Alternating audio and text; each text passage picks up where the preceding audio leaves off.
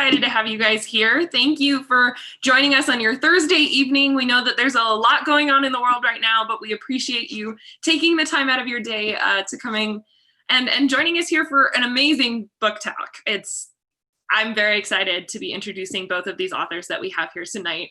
Just a couple of updates. First off, my name is Mikaley. I'm the Director of Marketing and Events at Tattered Bookstore.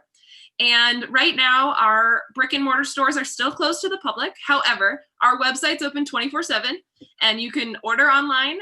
We also started curbside pickup for those of you in the Denver metro area who are wanting to drive, maybe take a break from being inside your house. But that being said, you can do curbside pickup at our Colfax Avenue location. Additionally, our phone lines are open weekdays 10 to 4. So if you don't want to do an online order, you can always call in and our booksellers would be happy to help you. If you have any questions, or like I said, you wanted to place an order over the phone, we can do that for you as well. Additionally, on this video with YouTube, closed captioning is enabled for those who might need it. And we're planning more live streams. The world is still in this weird virtual Wild West we've got going on here, but we're adapting and adjusting as best we can. And we've got some really great authors coming up. We have T. Kira Madden on tomorrow, actually, on Friday, May 29th. And she's actually going to be on Instagram. So if you have an Instagram account, you can watch her on Instagram live as she's interviewed by our adult frontlist buyer, Afton. And then back here on YouTube on Monday, June 1st, we have Bonnie Sue and Chrissy Van Meter, who are going to be in conversation with one another as well. All those links are on our website, as well as links to the books that we're going to be discussing tonight. Before we go into that right away, I just want to remind everybody why we're doing this and why we're doing these virtual events, because art is a survival resource. It's something that is vitally important and unfortunately has very few safety nets, especially in times of crisis like this one. Tattered Cover is here to affirm that creative work is essential and we want to elevate it. That's going to be one of our top priorities always. The authors that we've chosen are authors that we picked specifically because we love their work and we really can't stand for the idea that they don't have a platform right now. And we think that you're going to love them too, if you don't already from their previous works. And we really just want to use our platform that we can and share that. And we believe that Tattered Cover is a community space. And while we may not be able to be in the same physical space right now, we are trying to do that virtually. So thank you again for joining us in this virtual space that we've created and for continuing to do so. We are only able to do these virtual events because you continue to support Tattered Cover with your online orders. And you can order the books that we're talking about tonight down in the description below. There's links to do that on tatteredcover.com. Speaking of the books tonight and the authors that we have here, I'm so excited to introduce this pair of incredible authors. We have William Kent Krueger and Sandra Dallas, and these two are going to be talking to each other about their books, about the craft of writing. They've known each other for a while now, and so it's going to be a wonderful conversation. So a little bit about Sandra. Sandra Dallas is a New York Times bestselling author of 16 adult novels, 4 young reader novels, and 10 nonfiction books. She was dubbed a quintessential American voice by Jane Smiley in Vogue magazine.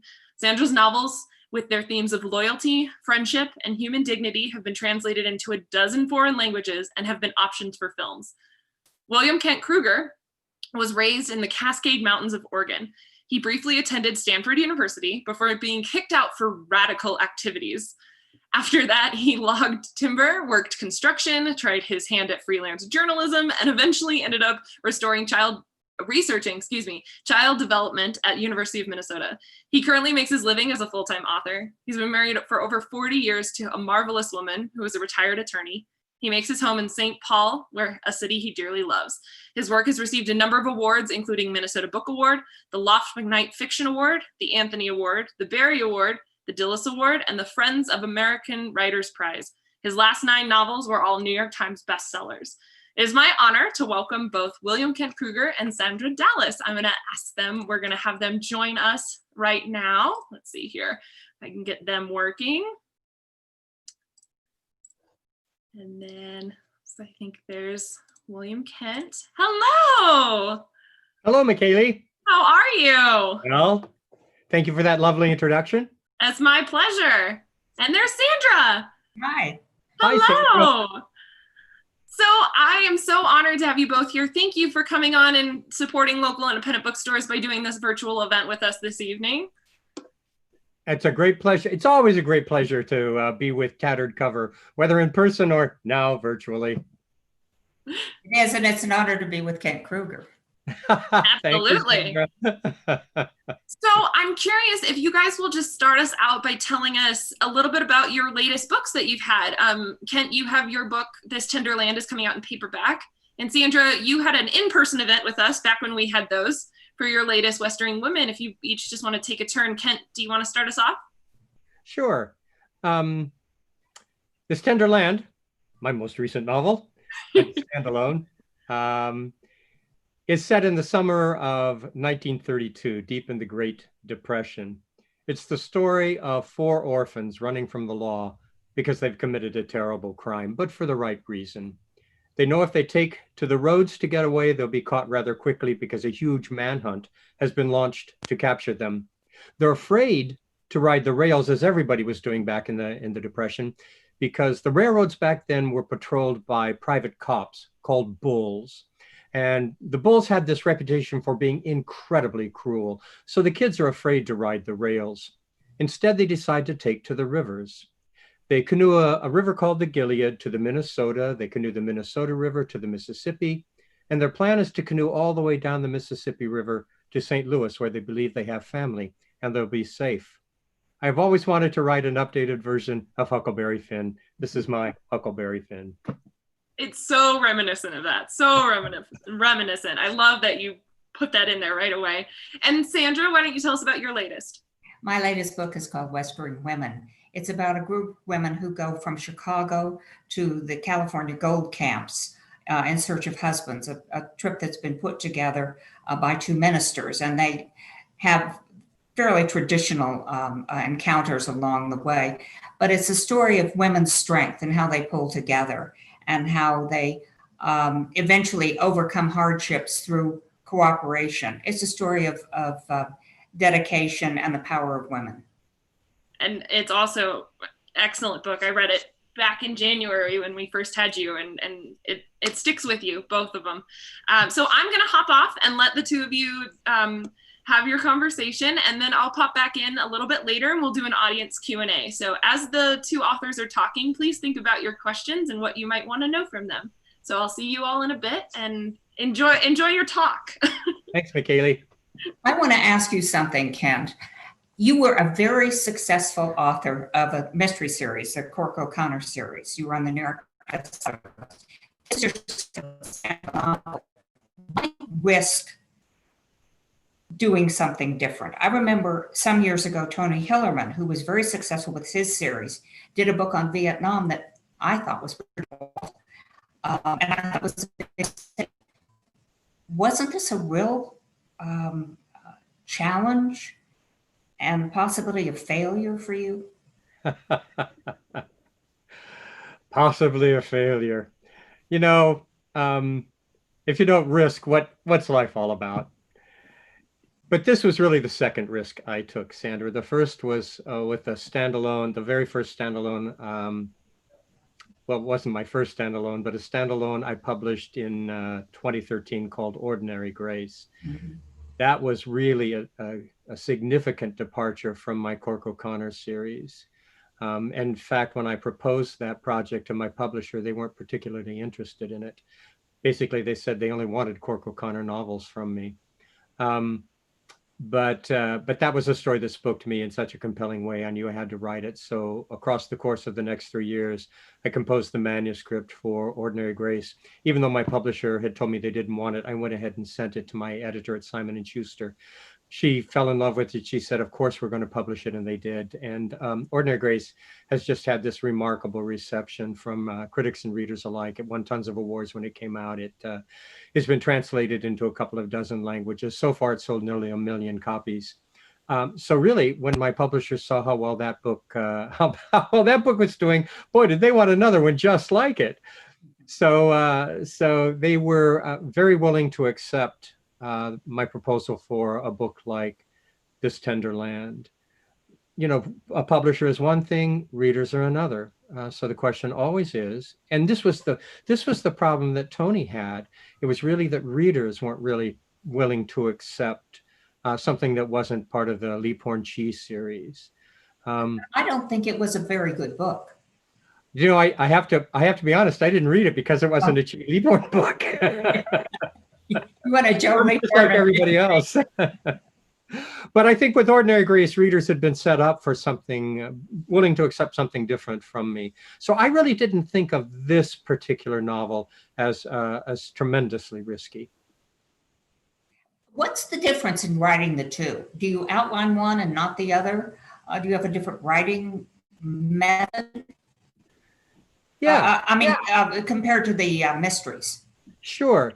They're really two different kinds of animals. Ordinary Grace, my standalones, and the Cork O'Connor series. Cork O'Connor, the stories in the Cork O'Connor series are basically mysteries. And I think a mystery is such a tightly woven fabric of storytelling because everything depends so significantly on everything else. And in a mystery, timing is everything. You have to make your reveals at just the right point in the story. So for my Cork O'Connor novels, typically, I think the story through as significantly as I can before I ever set pen to paper, or these days, fingers to the keyboard. So that the initial idea is in my head for weeks or even months before. And while it's up there, rolling around, characters are suggesting themselves to me, events, motivations, chronology. So that at the end of that long thinking period, I know the story. I know how it begins. I know how it ends. I know who did what to whom and why. I know the themes that I want to weave into the story. Ordinary Grace and This Tender Land were both very different kinds of books. I wanted them. I wanted a different experience to come from them. And so I went into both of those stories knowing only a few salient things. When I went into This Tender Land, I knew I was going to have 4 kids. They were going to be on a river odyssey. They were going to be running from something really terrible, and they were going to be heading towards something. And that's about all I knew. So I let the story of This Tender Land really reveal itself to me. And I don't know how you work, and I would love to know this here in just a second. But it was one of both the writing of that novel and the writing of Ordinary Grace were two of the most extraordinary creative experiences I've had as a writer. How about you? What's your approach? Mine is very much like that. I know the beginning and I know the end, and I write toward that ending. And when I get there, I very often change the ending because it becomes obvious. I have an idea of what's going to happen. Things happen as you sit at your computer that you've never thought about. I remember in my first novel, toward the end of the book, I realized 2 of my main characters were going to marry each other. And I had no idea. And I was so happy that I told them stuff. And they were pretty happy too when I told them about it. You were having a conversation with these characters. Writers are. I don't know what's going to happen until I start writing. I think you stumble a lot when you do that, and you make mistakes. But I've never been able to outline because then I'm writing toward the outline rather than letting the story evolve on a kind of natural way. Well, the thing I've always liked about an outline is I know where I'm going, and I don't have to lie in bed at night wondering, what the hell happens next? Or how did I write myself up this blind alley? If I know where the story is going, then what that does is allow me to concentrate on elements of the manuscript that quite honestly interest me more than plot. So I'm interested in character development. So I'm always trying to think, how can I create these characters, develop them in the story in a natural way, organic way? I'm thinking about setting. How do I create this setting, this believable, profound sense of place? What kind of language do I want to use? What will the actual structure be? How am I going to actually bring people in? How am I going to leave them with a sense of suspense? All of those kinds of things. And if I've plotted it out ahead of time, I don't have to worry about where they're going. I can concentrate on the narrative elements, which really for me that's the exciting part of writing. But you then use an outline of some sort with the mysteries. Yeah, I used to actually outline it physically, but I don't do that anymore. think it through, keep it in mind. I've done this so long that I just, I can keep track of it in my head. Things do change. Yeah, things do change. But generally speaking, from start to finish, the story heads in the direction pretty much on track the way I have imagined it. Hey, I have a question for you, a little kind of a different question.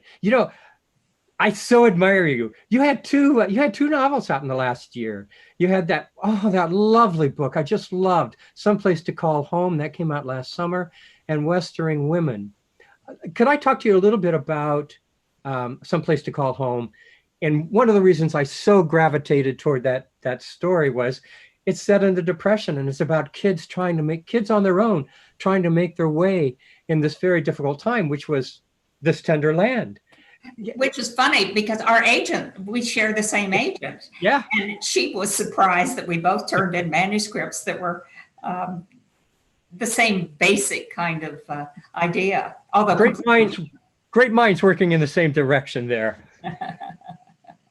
So would you be willing to share a little bit about why you wrote Someplace to Call Home?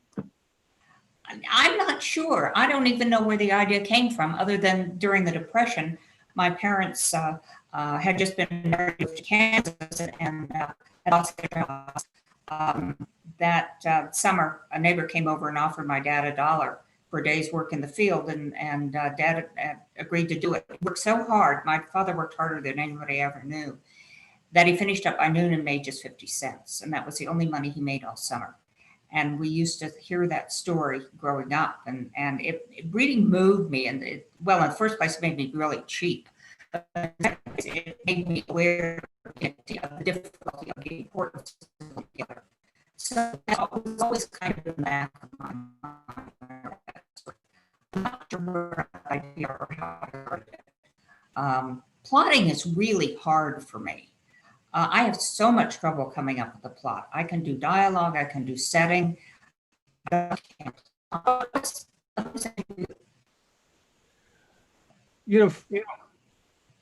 I think if you write profoundly, if we're talking about setting, I think if you write profoundly out of a love of a place you're writing about, it's really easy to create a realistic, beautiful, sensual place, a sense of place. When I write about Minnesota, particularly when I was writing This Tender Land and Ordinary Grace, which are set in southern Minnesota.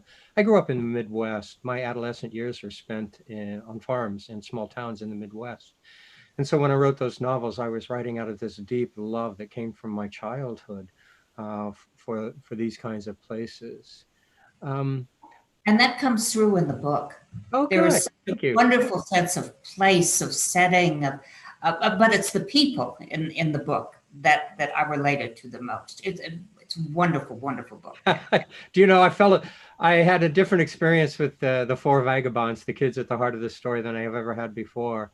I felt so deeply in love with these kids. And I told you, I wasn't sure where the story was going.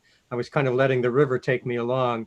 And the whole time I was writing this story, because I didn't know where the kids were really going to end up, I kept thinking, oh God, I hope they end up someplace good. Oh, please let them end up someplace good.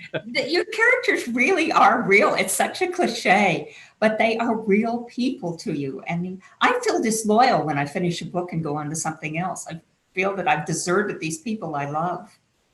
Yeah, I always feel when I finished a book, if I'm not able to leap immediately into the next project, I am so at loose ends. That really is kind of hell for me, which is one of the reasons I think about my Cork O'Connors in advance, because then I can sit down and right away move into the next project, because I already have it pretty well thought through. I want to talk a little, if you're willing, I want to talk just a little bit about the Depression, because you have written 2 books about the Depression, Someplace to Call Home and the Pickle Prairie Persian Pickle Club. Persian Pickle Club, also set during the Depression. And for me, well, the reason I chose the Depression as a setting was one of the things that I wanted to explore in the story was how as human beings do we respond when we are faced with great need, a time of great want, great privation. Do we open our hearts? Are we generous human beings? Or do we close ourselves up, go back into ourselves and protect what is important to each of us.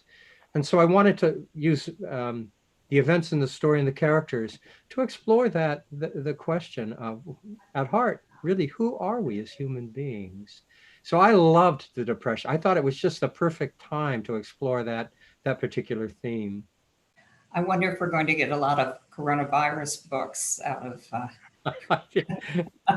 exploring those things, but I don't know we'll have that same grace and compassion that seemed to exist during the Depression.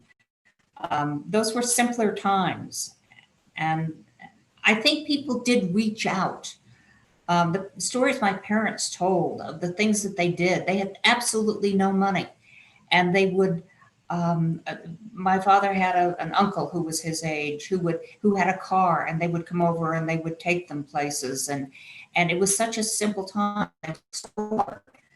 And for me, it was the women who suffered so much. Men lost their jobs, but the women had to make do.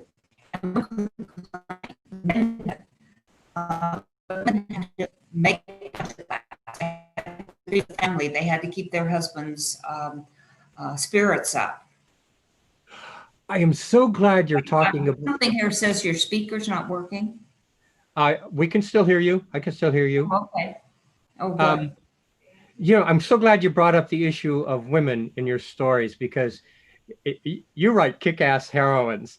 You are really. It's so clear that you have a profound admiration, particularly for those women of the past, the pioneer women. Could I read something? Will you allow me to read something that you wrote? I pulled off your website, please.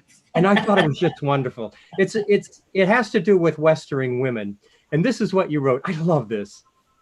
When I was growing up in the 1950s, women in epic Western movies were one-dimensional characters. They were all good, or sometimes all bad. While the men were strong and tough and competent, fighting off bad guys, stopping stampedes, and bringing the wagons through, the women cooked. They were dumb as sticks and always had to be rescued. They were always pretty, of course, and no matter what happened, their makeup was perfect.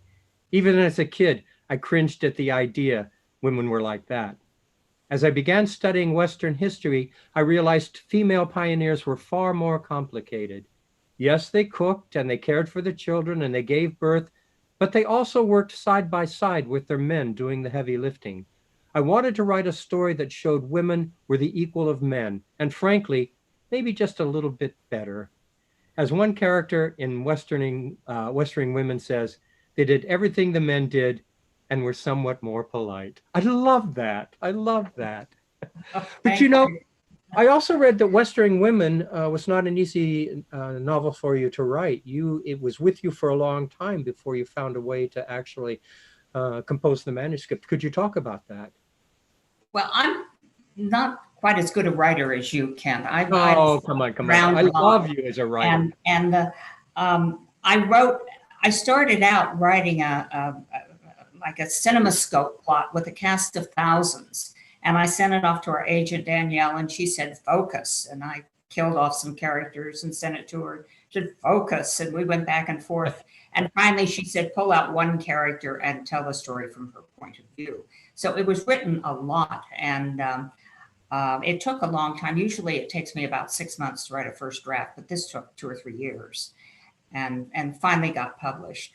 But we have, as you know, a wonderful agent. She was willing to work with me on it and until she was satisfied. When she accepts something, I know it will be published. She is the toughest critic out there. She is not just, for the audience out there, she's not just the best agent in the whole world.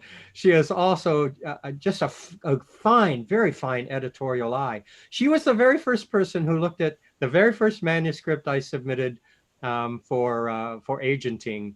And she didn't accept the manuscript, but she said, if you're willing to make these suggestions, these suggested edits, I'll be happy to look at it again. And so Danielle really, and I followed her advice, and the novel got published. So she's essentially my first line editor. Editors, as you know, don't edit anymore. They find manuscripts and they publish them, but there are no Maxwell Perkins out there. and you have to turn in a manuscript that's pretty close to publishable. You know, I like to do that just because I feel it's the professional thing to do. But I have to give a shout out to my editors at Simon and Schuster. They edit, and they are fine editors. All of my work has been so improved by the editorial comments. If I don't get a multiple page, single spaced editorial letter, I'm thinking they didn't do their job. No, and I get that too, and I'm very lucky to have it. Yeah. But I mean, you don't turn in something that's really rough, that's not publishable, and have them say, oh, we're going to work with you on it, and we'll take your next one, and so on. You have to turn into something that's really workable. Yeah, think about the days when Maxwell Perkins worked with Thomas Wolfe and cut this page, cut that page, cut this whole section. Yeah, there aren't a lot that'll do that anymore. No. You know, I'm interested in what is it about the past? I have written 2 historical novels. You have written many. What is it about the past that you find so appealing, as opposed to writing a more contemporary story? I don't have to include cell phones. I get that. I get that.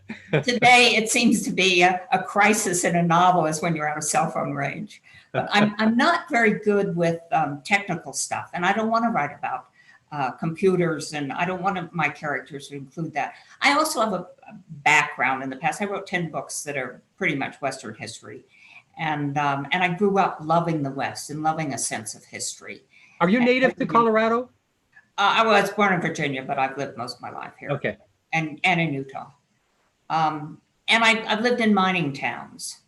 And I related to the old people. I lived in Breckenridge back not long after the dredging ended, the gold dredging ended in World War II. But I moved there in 1963. And the old guys who worked on the gold dredges were still there. The guys who worked in the mines, they had their own way of speaking. They would say, us go home now. And that was always very appealing to me. So I've never considered writing anything. My first novel was half of it was set in a contemporary time, but I've never. Which do you prefer writing about, past or present?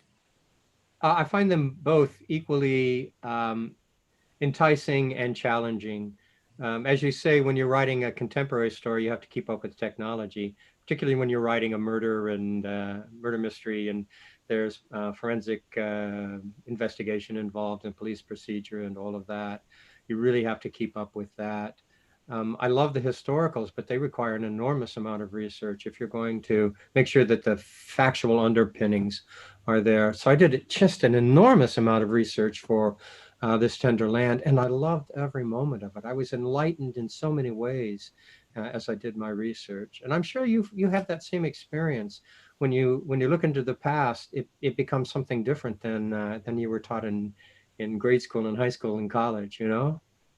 Yeah, well, you're taught times and dates and things like that. Yeah. It's the people who are interesting. And you weave in the past so beautifully in This Tender Land. And in the previous one, Ordinary Grace, that's set, what, in the 50s or 60s? In the summer of 1961. And there was a sense of the past in that. Yeah, as well there should have been. You know, that's funny.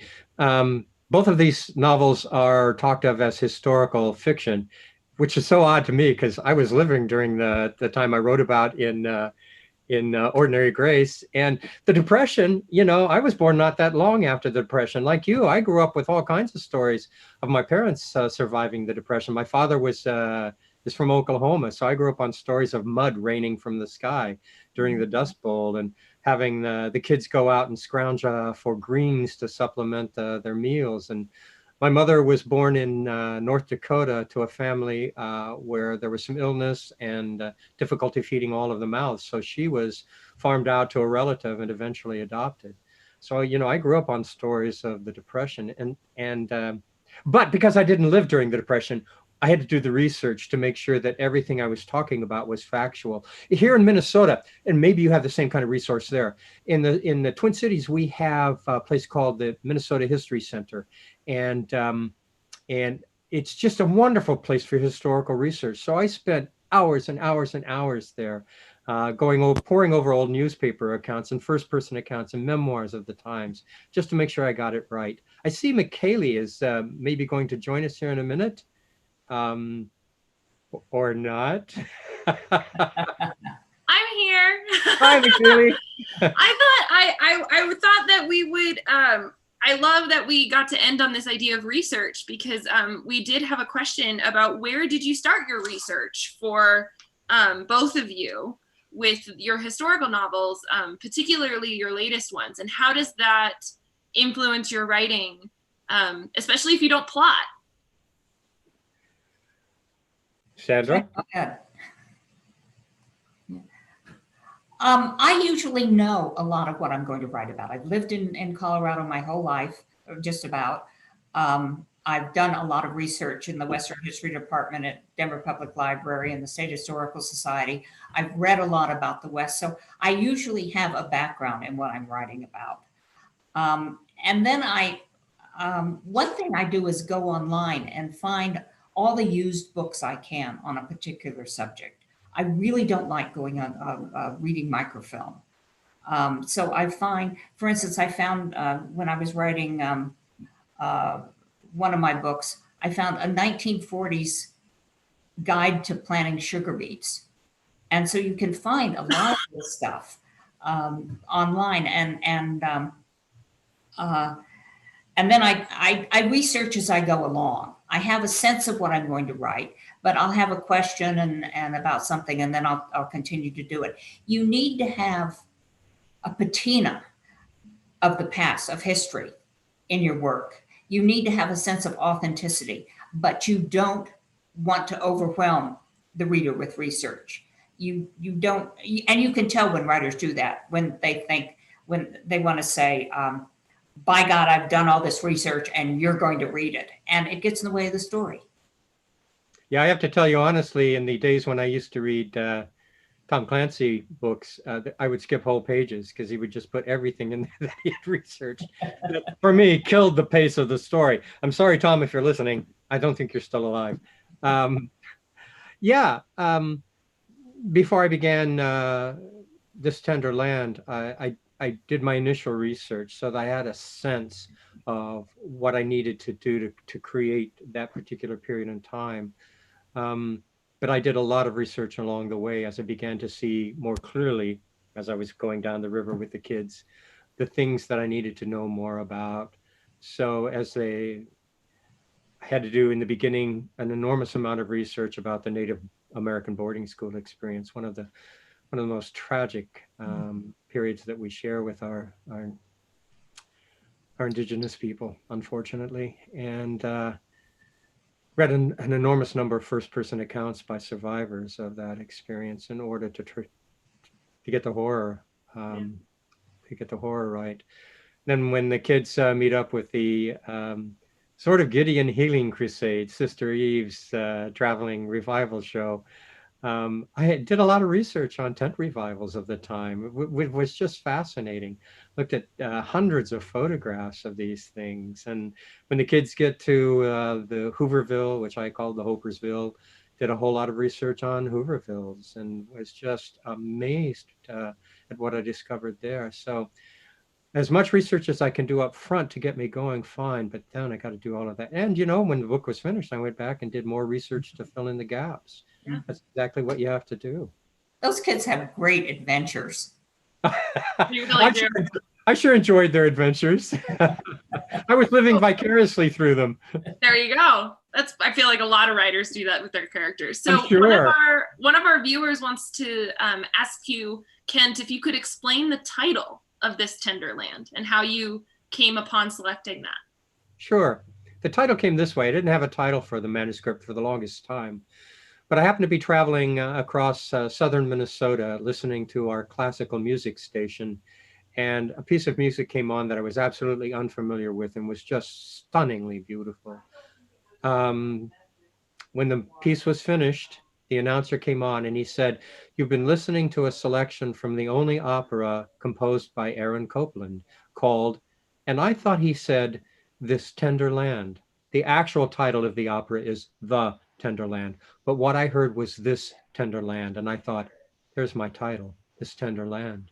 Because what I'm talking about is this place where people call home, this place that eventually holds them in its hand and it sustains them.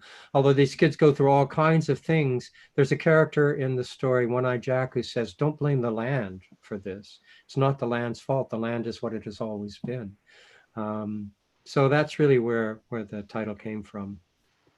That just hit home on a different level. So I'm curious, Sandra, if you want to touch on maybe how you come about your titles. Do some of them come more naturally than others? How did Westering Women come about? Titles either are very easy and they occur before I even write the book. Other times I just struggle with them. My editor comes up with them or my agent does. Westering Women, the original title was A Band of Sisters, which is a takeoff on the Civil War Band of Brothers. And I love that. I didn't like it at all. And so we left it up to my editor, who, in fact, we turned it in with the title Westering Women. And she said, you know, what about calling it A Band of Sisters? And so I explained that I liked that, but my agent didn't. And I said, let's ask the publisher, who was my former agent. I think the publisher sounded like some sort of rock group. And so they liked Western. I have to say, I vote for A Band of Sisters. I like A Band of Sisters too. The word Westering actually came from that wonderful Tom Farrell book of poetry. He was called the Colorado's Poet Laureate, very famous in Colorado, friend of Carl Sandburg. And he had a book called Westering that came out in the 1920s, so book of poetry. I like that word. I didn't know that. That's a really cool piece of history too that you pulled that out of. One of our viewers would like to know, Kent, Odie tells the story, but who was your favorite character to write and who was your most challenging out of the 4 children? Well, or any character. Actually, you could go to any of them. My favorite character was Odie, because Odie was the kid I always wanted to be. Odie is, you know, he's reckless, he's rebellious, he's wily, he's adventuresome. These are all the things that I wanted to be as a kid and wasn't. I was the good kid. I obeyed all the rules. So when I said I was living vicariously through the adventures these kids have, I wasn't, you know, I wasn't just whistling Dixie. I loved Odie. I just loved Odie. I loved all of the 4 vagabonds. Mose was probably the most difficult to write. He's such a complex character.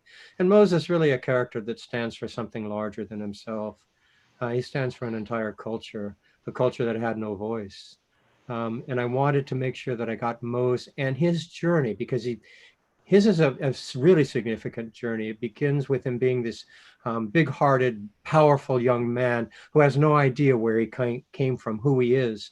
And as he travels, he makes this epic journey across that summer, he comes to understand more and more where he came from and the importance of his heritage. And by the end of the story, although he has no tongue, he has become a voice for his people. Yes, I see that. When I love being in conversation with these authors and hearing all these questions, because after having read the books, hearing your responses on them is it brings a whole new perspective. It makes you want to go reread them over and over again. So for both of you, what is something that you hope your readers take away from this newest work? Well, I can tell you right up front, it's hope. I wanted to tell a story that had dark moments in it, but at the end, it's really all about hope. And I have to tell you, I think it's really apropos of what we're going through these days. Do we as human beings close ourselves off and protect what's important to us? Or do we open our arms to everybody else who is in need and at least virtually embrace who they are and what they ask of us? And so in the end, I'm hoping that my novel is a story of hope for people. What about you, Sandra? I don't know that I expect readers to take anything away from it. I don't write message books. And if there's a message in the book, it seems to be by accident. I wrote a book called Prayers for Sale. And I've had a lot of readers tell me that they have read it in difficult times or given it to friends who are going through difficult situations. And that it means something to them. I don't know why I didn't write that with that in mind. It just happened. I suppose that with Westering Women, I hope that people take away an understanding of the strength of women, that women's place in history is not a cliche, Yes. that they were there, that they did what needed to be done, and that they had the same strength and dedication that men did. Yes, absolutely. You're outnumbered by like, feminists. amen. Yes, all that. I'm here.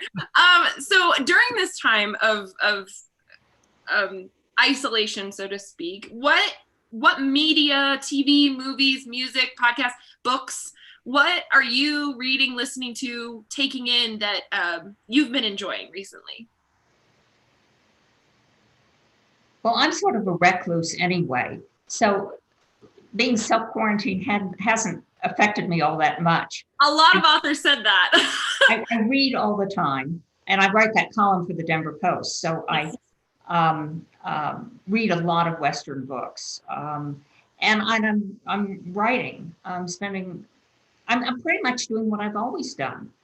I don't, I'm not going out, obviously, but I'm mostly just reading and writing and being with my family and cleaning the house. And Someone's actually doing finally came back. What a great blessing. Yeah, I'm doing all of those things too, except cleaning the house. You mean either? I keep looking at the dust bunnies, knowing that I should get to them, but I haven't. What has amazed me most, and what can I say? I have found this period to be particularly fertile for me. Good. I find myself being very productive. I've always been really disciplined in my approach. So I get up about 6 o'clock every morning, and I've done this for decades, and spend the first 2 or 3 hours writing. I used to always do it in coffee shops, but I have exchanged my kitchen counter for the coffee shops. And I have the world's most understanding wife. She's agreed to stay in bed as long as need be so that I can get my morning writing done. And what Such a sacrifice for her. Oh yeah. I have found that I have really come back to a full enjoyment of reading too. I'm reading a lot of about the Ojibwe culture, which I use significantly in my Cork O'Connor series. I've gone back to classic novels, and these days I have to say honestly, I am reading a number of either bound galleys or what we call ARCs, advanced readers copies, that I've been asked to read by authors or editors or publishers with the idea of offering a dust jacket quote. So I'm keeping very busy and just, I have to say it, kind of enjoying life right now. That's really good to hear though too. And that's one of the questions I love to ask, because in these events, it's a really nice eye opener for a lot of viewers to be like, oh, my favorite authors are doing the same things I'm doing right now. And it's just nice to know that they're not alone even in this virtual environment. And so thank you both for sharing that. We'll ask one more question here, which is, what's next for the both of you? Can you hint at all what you're working on now? And both of you mentioned writing, so it's got to be something. Can you give us a teaser? I'm so glad you asked that question, Mikaley. I just turned into Danielle, our agent, revisions on number 18 in my Cork O'Connor series, a novel called Lightning Strike. And it's actually a prequel to the series. It takes Cork O'Connor in the summer of his 13th year, almost 13th year. And what it's allowing me to do is explore the relationship that Cork had with his father at that point in time, the relationship he had with his mother, the relationship he had with Henry Malou and Sam Wintermoon, recurring characters in the story. Allowing me to explore these important relationships that helped form Cork into the man who occupies the centerpiece in my Cork O'Connor series. So I'm just stoked about this story. Yay! It's because of the pandemic, however, publication has been delayed. It won't be coming out into the fall of 2021. But I promise it'll be worth the wait.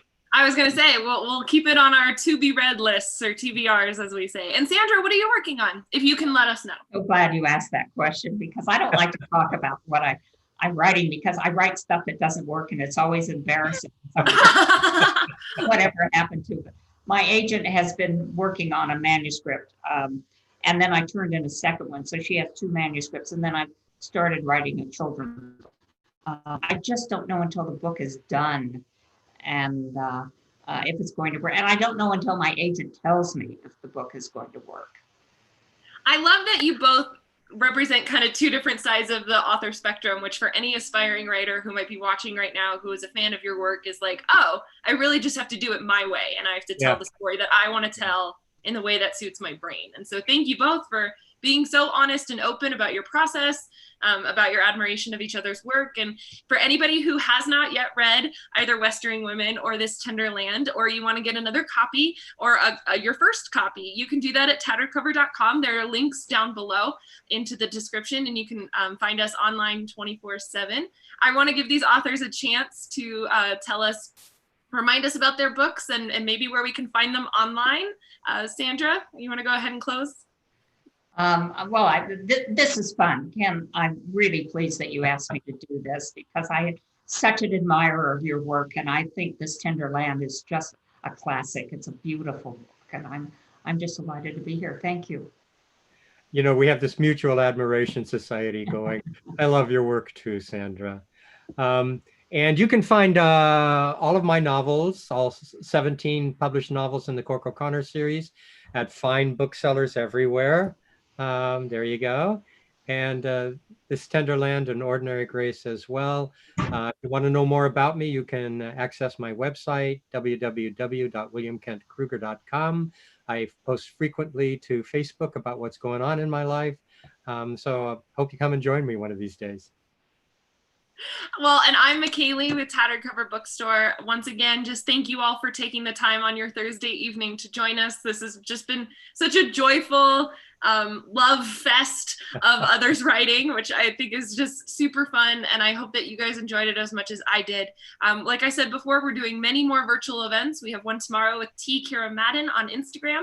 And upcoming, like I said, we've got them booked all the way out until July. We just announced a really great one, a horror one with Josh Malderman and Joe Hill. So you guys should always keep an eye out on our virtual events as we continue to do that and explore this world. Where if you two authors will stay on here, we'll sign off and thank everyone again for coming, and thank you for shopping local and supporting your local independent bookstore, local restaurants. We really need it at this time, and we're only able to do this because of your support. So thank you so much for that. And until next time, guys, bye everybody.